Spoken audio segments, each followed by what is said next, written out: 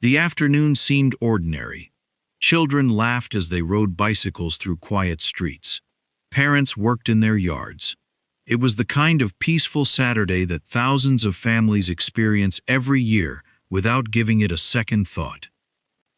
But by sunset, one little girl had vanished. Within days, an entire community would be living in fear. Within months, investigators would discover something even more disturbing than the crime itself.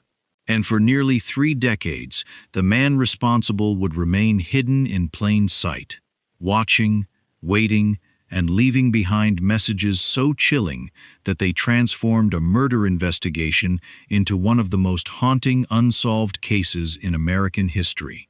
What investigators didn't know at the time was that the answer wasn't buried in a witness statement or hidden in a fingerprint.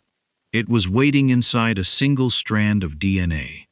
But before science could solve the mystery, an 8-year-old girl named April Tinsley would become the face of a nightmare that changed an entire city forever. How did a normal Saturday turn into one of the longest manhunts in Indiana's history? To answer that, we have to go back to the summer of 1988. Fort Wayne was the kind of city where neighbors knew each other's names. Parents felt comfortable allowing their children to ride bicycles around the neighborhood. Kids spent long summer afternoons outdoors, knocking on friends' doors without calling ahead. It wasn't perfect, but it felt safe. Among those children was 8-year-old April Marie Tinsley. Friends described her as cheerful and energetic. She loved playing outside and spending time with other children in the neighborhood. To her family, she wasn't just another child. She was a daughter, a granddaughter, and the center of countless hopes for the future. No one who saw her on April 1, 1988, could have imagined it would be the last normal day of her life. And what happened next would unfold with terrifying speed. That Friday afternoon, April left home to play. It wasn't unusual. She rode her bicycle through the neighborhood, enjoying the beginning of spring break. Everything appeared completely routine. Then, she disappeared. At first, there was no reason to panic. Children sometimes stayed longer at friends' houses than expected. They lost track of time. Adults assumed someone else knew where they were. But as the hours passed, concern slowly transformed into fear. Family members began searching. Neighbors joined in. Soon, police officers were knocking on doors throughout the neighborhood, asking the same question over and over. "Have you seen April?" Every answer was the same. No, she had simply vanished. Or had she? Investigators immediately began interviewing everyone who might have crossed paths with April that afternoon. Friends, neighbors, family members, anyone who had been outside. Every minute mattered. The first 24 hours after a child disappears are often considered the most critical. Police searched nearby woods, fields, drainage ditches, and abandoned buildings. Volunteers formed search parties. Flyers appeared across Fort Wayne almost overnight. Hope remained alive, but that hope would not last. 3 days later, a jogger made a devastating discovery. April's body was found in a wooded area several miles from where she had disappeared. The search was over. The murder investigation had begun. The news sent shockwaves through Indiana. Parents, who had once allowed their children to play freely, suddenly refused to let them leave the house alone. Schools increased safety discussions. Children who didn't fully understand death suddenly understood fear. Someone had murdered an 8-year-old girl, and that someone was still free. The autopsy confirmed investigators' worst fears. April had been abducted, sexually assaulted, and murdered. The brutality of the crime suggested planning, control, and an offender capable of extreme violence. This wasn't a random act of rage. It appeared calculated. Experienced investigators recognized disturbing behavioral patterns. Crimes involving child abduction often indicate an offender who has fantasized about the act long before committing it. But fantasies leave traces. The challenge was finding them. Every lead became a possibility. Every suspicious vehicle, every unfamiliar face, every anonymous phone call. Hundreds poured into the investigation. Some seemed promising. Most led nowhere. The killer had left behind biological evidence, something investigators carefully preserved despite the technological limitations of the late 1980s. At the time, DNA testing was still in its infancy. No one could have predicted that this evidence would eventually become the key to solving the case. But before that breakthrough arrived, something deeply unsettling happened. The killer wasn't finished. Months after April's murder, children began discovering handwritten notes attached to bicycles. The messages were obscene, threatening, terrifying. They appeared to come from someone claiming responsibility for April's murder. Whether every note truly came from the killer became part of the investigation, but investigators treated the communications with the utmost seriousness. The city was horrified. This wasn't someone trying to disappear. It was someone who appeared to enjoy creating fear. Behavioral experts often point out that some offenders seek not only control over victims, but also psychological power over entire communities. If the messages were authentic, they suggested someone who wanted attention without revealing his identity. Someone who believed he was smarter than the police. But confidence can become a dangerous weakness. Would that arrogance eventually expose him? Police intensified their investigation. Handwriting experts examined every letter. Forensic specialists processed every piece of evidence available. Neighborhoods remained on edge. Years passed. Then another disturbing development emerged. The offender left another message. This time, the taunt suggested he intended to strike again. Investigators faced an agonizing question. Were they hunting a man who had already claimed multiple victims, or were the messages part of a calculated effort to spread panic? Either possibility was terrifying. As months turned into years, the case slowly became one of Indiana's most haunting unsolved murders. New detectives inherited old files. Boxes filled with reports continued to grow. Thousands of interviews, thousands of tips, thousands of dead ends. Still, the killer remained unidentified. Many people wondered whether the truth would ever be discovered. Little did anyone know, the evidence collected back in 1988 had never stopped waiting. It was simply waiting for science to catch up. And when that day finally came, everything changed. But before DNA would rewrite the investigation, detectives would spend decades chasing false leads, enduring heartbreaking setbacks, and confronting a predator who believed he had escaped justice forever. 3 days. That's all it took for a joyful neighborhood to become a place defined by fear. April Tinsley had been found, but the person responsible had vanished without a trace. Detectives now faced a race against time. Every hour that passed increased the chances that evidence would disappear, memories would fade, and the killer would slip further into the shadows. Yet investigators refused to believe the crime had been perfect. They were convinced the person responsible had made mistakes. The question was whether those mistakes would ever be found. The investigation expanded rapidly. Detectives interviewed family members, classmates, neighbors, delivery drivers, and anyone who had been in the area that afternoon. Every vehicle seen near the neighborhood was documented. Every rumor was followed. Every anonymous tip was investigated. Hundreds of leads poured in. Some callers claimed they had seen suspicious men near the neighborhood.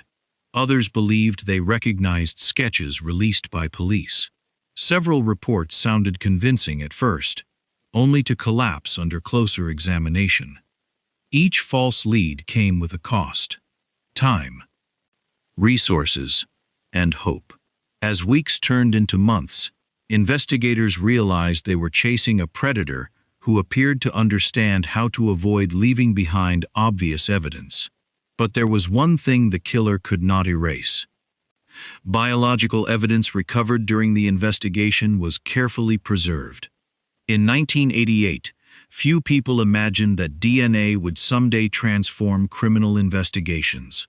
The technology was still developing, and many cases remained unsolved simply because science had not yet caught up. So detectives did something that would prove critical decades later. They protected every piece of evidence they could. They didn't know when it would become useful, only that one day it might. Meanwhile, Fort Wayne struggled to heal. Parents no longer viewed their neighborhoods the same way.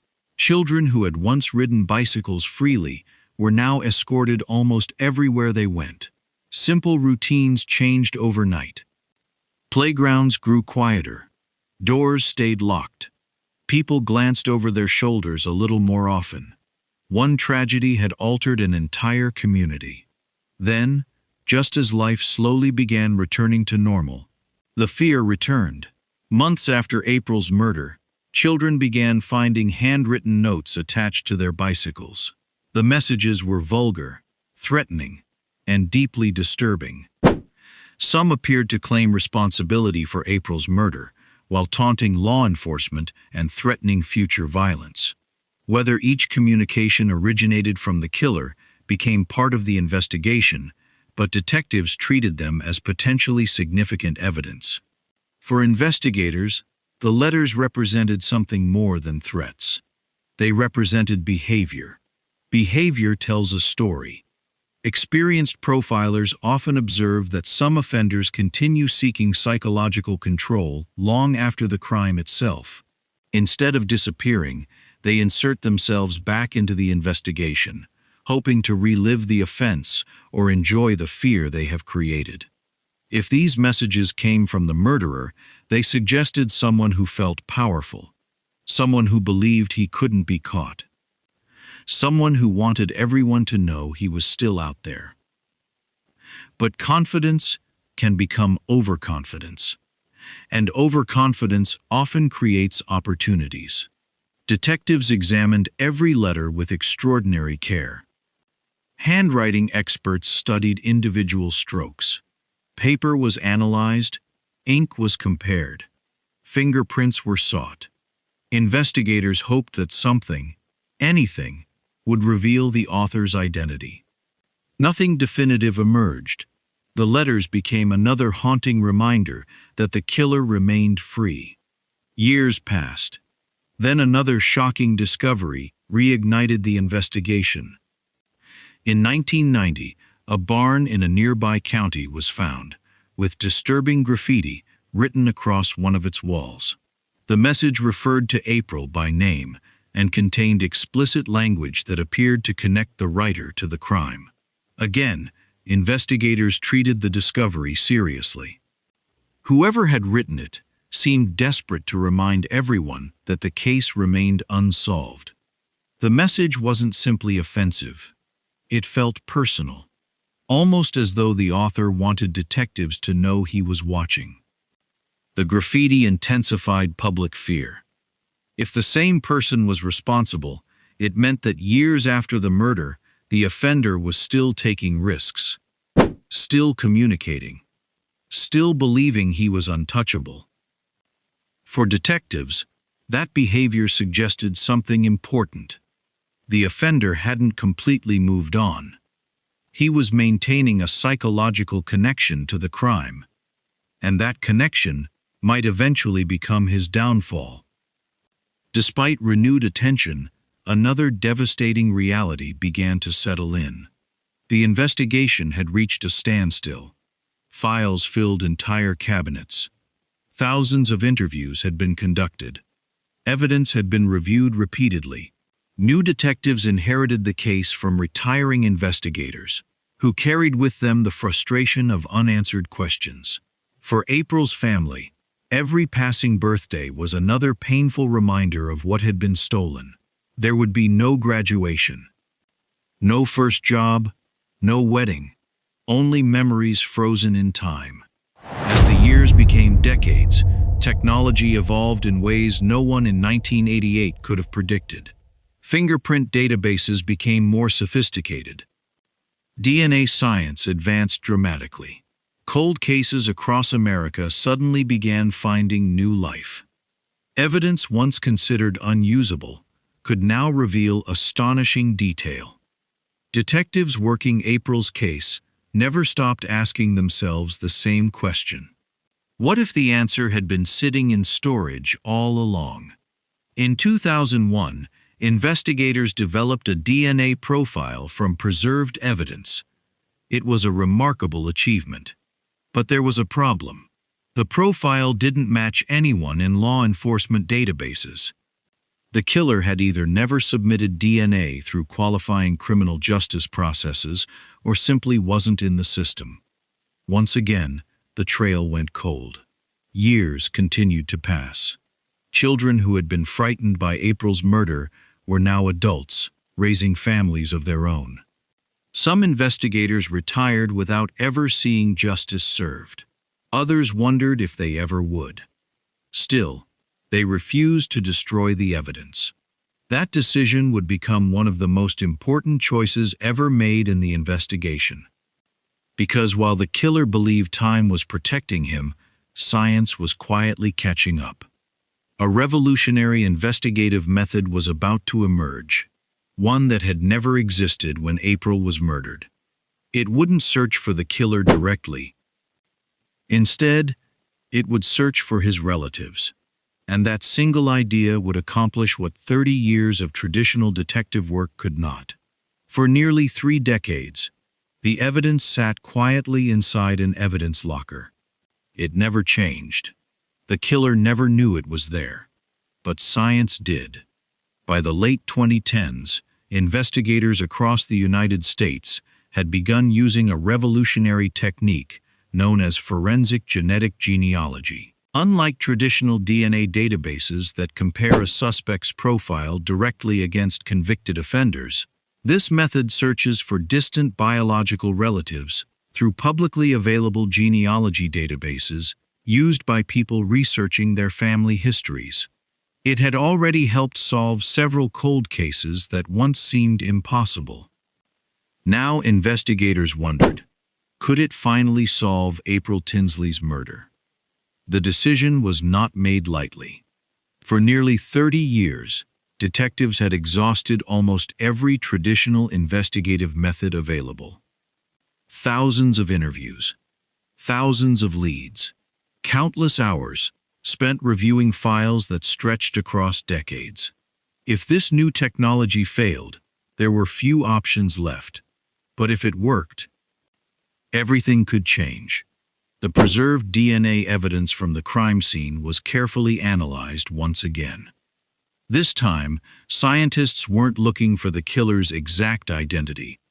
They were looking for his family tree. Somewhere in a genealogy database, perhaps a distant cousin, or an even more distant relative, might unknowingly provide the first real break in the investigation. It was a painstaking process. Experts built family trees, branch by branch, generation by generation. Each connection narrowed the list. Each document eliminated more possibilities. Birth certificates, marriage records, obituaries, public archives. Every record became another piece of an enormous puzzle. The process wasn't dramatic. There were no sudden confessions, no anonymous phone calls, just patient, methodical detective work. Eventually, one family line began to stand out. Investigators focused their attention on male relatives who matched the expected age, geographic history, and other characteristics consistent with the DNA evidence. The list became smaller, then smaller still, until one name remained: John D. Miller. He lived in Graybill, Indiana, only a short drive from where April had disappeared decades earlier. To his neighbors, Miller appeared unremarkable. He had worked for years and maintained what seemed to be an ordinary life. Nothing about his public image immediately suggested that detectives had spent nearly 30 years searching for him. But appearances rarely tell the whole story. Detectives knew better than to act too quickly. Genealogy had pointed them toward a suspect. It had not yet proved guilt. They still needed direct DNA confirmation. Without it, they had nothing. So investigators quietly began surveillance. They watched. They waited. Every movement mattered. Unlike television dramas, real investigations often depend on patience rather than speed. One mistake could alert the suspect. One careless move could jeopardize decades of work. Then the opportunity finally arrived. While under surveillance, Miller discarded an item that investigators legally recovered after it had been abandoned. The object contained biological material. It was sent to the laboratory. Now came the moment detectives had been waiting for. The comparison would determine whether 30 years of unanswered questions were about to end. The laboratory completed its analysis. The DNA matched. After nearly 3 decades, investigators finally knew who they believed had murdered April Tinsley. On July 15, 2018, John D. Miller was arrested. For April's family, it was almost impossible to process. 30 years earlier, they had buried an 8-year-old little girl without knowing who was responsible. Now, after decades of uncertainty, detectives were telling them that the man who had taken April's life had finally been identified. It was justice. But it was also a reminder of everything time could never return. As investigators questioned Miller, another unexpected development emerged. According to court records, Miller admitted to abducting, sexually assaulting, and killing April Tinsley. His statements aligned with critical aspects of the physical evidence that investigators had gathered years earlier. For detectives who had dedicated much of their careers to the case, the confession confirmed what the DNA had already established. The mystery that had haunted Indiana for 30 years was finally being answered. Yet one question remained. How had someone managed to avoid detection for so long? Part of the answer lies in understanding the limitations of the era. When April was murdered in 1988, DNA profiling was still in its infancy. Even after investigators developed a usable DNA profile years later, it could only identify someone already represented in eligible databases. If the offender had never been entered into those databases, there would be no match. That is exactly what happened. The evidence had always existed. The technology simply wasn't ready. Forensic genetic genealogy changed the rules. Instead of waiting for the suspect's DNA to appear in a database, investigators worked backward through biological relatives, constructing family trees until they reached the individual whose DNA fit every piece of the puzzle. It represented a remarkable shift in criminal investigation, one that has since helped solve numerous cold cases across the country. Still, technology alone did not solve April's case. It succeeded because detectives had preserved evidence with extraordinary care. Had that evidence been lost, contaminated, or destroyed, no scientific breakthrough could have changed the outcome. The investigation became a powerful reminder that today's unanswered questions may one day be solved by tomorrow's discoveries. As news of Miller's arrest spread, many residents of Fort Wayne experienced a complicated mix of emotions. There was relief, there was disbelief, and there was sadness. An entire generation had grown up fearing an unknown predator. Many of the detectives who began the investigation had retired. Some had passed away before seeing the arrest. For them, justice arrived too late. But for April's family, the truth finally had a name. And that truth would soon be tested inside a courtroom. Would a guilty plea spare the family from reliving every painful detail? How would the court respond to a crime that had haunted a community for 3 decades? And after 30 years of silence, could justice ever truly feel complete? When John D. Miller was arrested in 2018, the investigation that had defined an entire generation in Fort Wayne finally reached its end. But the legal process was only beginning. Arrest is not closure. Evidence still has to be tested in court. Statements must be verified. Procedures must be followed with precision, especially in a case that had taken nearly 3 decades to solve. For prosecutors, the challenge was clear. They didn't just need to prove guilt. They needed to show, beyond any reasonable doubt, that the same man responsible for April Tinsley's murder in 1988 had finally been identified through modern forensic science. And they were prepared. Miller was charged with murder, child molestation, and kidnapping related to April's case. At the center of the prosecution's case stood 3 pillars: the preserved DNA evidence, the forensic genealogy work that traced it to his family line, and the discarded item that provided the final direct match. For defense attorneys, the strategy faced an uphill battle. DNA evidence, especially when combined with genealogy tracing and corroborating physical samples, is among the most powerful forms of evidence in modern criminal law. But this case carried emotional weight beyond science. For April's family, every court appearance reopened a wound that had never fully healed. They had lived through decades of uncertainty, and now they were being asked to confront the man accused of ending their child's life. The hearing was supposed to discuss a change of venue for his trial. Tinsley was abducted 30 years ago while walking to a friend's home. According to her body was found 3 days later in DeKalb County. She had been sexually molested and suffocated. The case was cold until mid-July when police announced they had arrested Miller. Miller will now be sentenced on December 31st. He could receive 80 years in prison. Wayne 15's Angelica Robinson was inside this morning's hearing. She will have a live report coming up on our news at noon. You can see more also on Wayne.com. Just a direct admission of responsibility for one of Indiana's most haunting crimes. In 2019, Miller was sentenced to life in prison without the possibility of parole. For many observers, the sentence represented a form of justice that had taken far too long, but had finally arrived. Yet even with the conviction, the emotional impact of the case remained complex. Because this was not just about one man being arrested.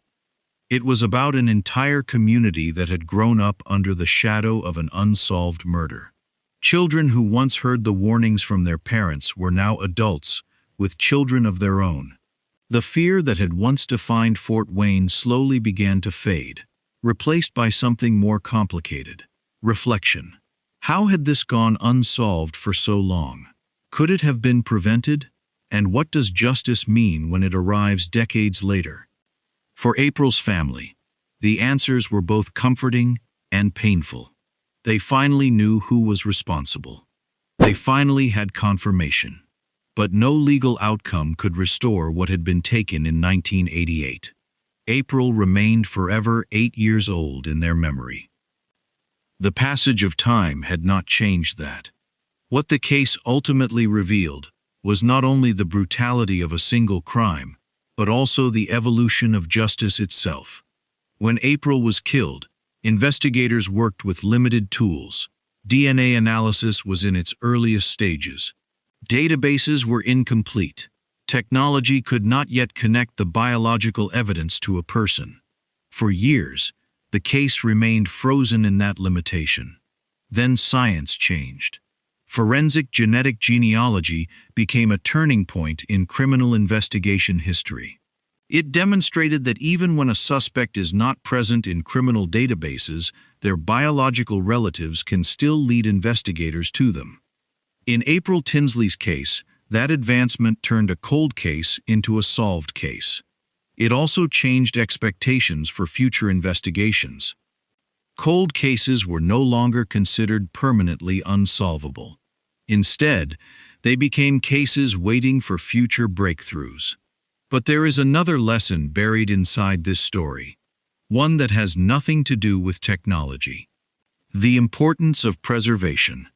The reason this case was solved after 30 years is because investigators in 1988 made a decision that seemed routine at the time. They preserved evidence carefully, even when they had no way of knowing how valuable it would become. That decision allowed future science to do what earlier generations could not. Without it, the case may have remained unsolved forever. Today, the April Tinsley case is often referenced in discussions about cold case investigations and forensic genealogy breakthroughs. It stands as both a success story of modern science and a reminder of how fragile justice can be when time and technology are out of sync. For Fort Wayne, the case will never fully disappear from memory. It remains part of the city's history, a reminder of fear, a reminder of resilience, and ultimately, a reminder that even after decades of silence, truth can still surface. As for the man responsible, he will spend the remainder of his life in prison, where the case that defined him will remain permanently closed in the eyes of the law.